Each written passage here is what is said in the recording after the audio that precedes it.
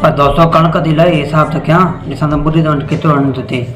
हे साईं खे चवां अकन ॾे 5 कटा, 5 कटा हिनखे कमन ॾे 5 कटा, अकबर ॾे 5 कटा, साईं खे चवां हिन ॾे फलाणे नालो लाइ जाए, मतिलबु त 20 कटा थी विया मुंहिंजा ख़ाली हिकिड़े घर में।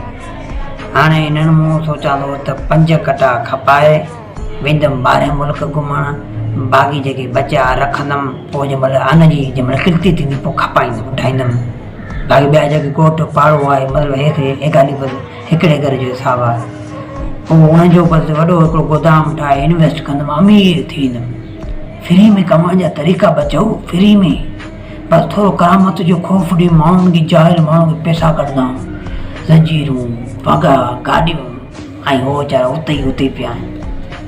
हाय ॾिस इहे त असांजे कमाइण जो तरीक़ो, सिर्फ़ु अन लहंदो मुंहिंजा मथां बीहंदे अब असांखे नज़रानो ॾे, हल्को मुकंदो 20 वारो अब असांखे नज़रानो, पोइ ॾिस अन जा खोड़ा सॼो ॾींहुं अयाशी, पोइ त सॼो साल अयाशी कसम सां रुॻो ॿाहिरि मुल्क हूंदा हेॾे वेंदा ई न आहियूं मुरीदनि ॾे, सिर्फ़ु अन लहंदो मुरीदनि वेंदासीं, न त बसि ॻाल्हि ई ख़तमु। पोइ ॿाहिरि मुल्क अयाशियूं हे हो करामत सां भला कई न, ॿी बसि माण्हुनि खे थोरो बसि ॾेखारींदा टैलेंट। अगरि अन न ॾिनी तुंहिंजी बकरी मरी वेंदी, तुंहिंजी मेंह मरी वेंदी, तुंहिंजी माई मरी वेंदी, मगर माई नालो चवां नी ॿकरा ॾेई छॾी, पोइ चवंदा तुंहिंजी मेंह मरी वेंदी, हिकिड़ो कटो ॾींदो। ऐं कमाइण जा तरीक़ा त पुटु